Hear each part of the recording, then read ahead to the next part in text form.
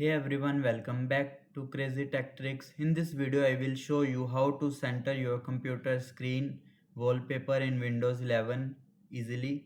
So let's get started. So firstly, right click on the desktop, then go to personalize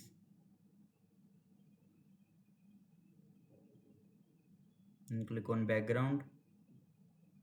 So firstly, we were taking as an example like this image. I would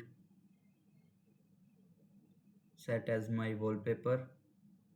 Now you will see this image is too much wide. I don't need this wide image because I did not see my desktop icons also.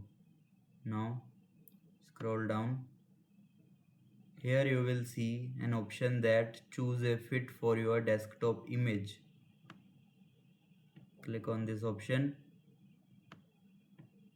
You will see there many options. I will choose it to center and then select choose your background color. I will choosing as usual black color. Now you will see the image is setting properly, don't wide, and I will see all my desktop icons easily. It is in the center of the desktop. From there you can also change, like you can change it to tile. It is in the tile formats. You can fill your image like this or fit your image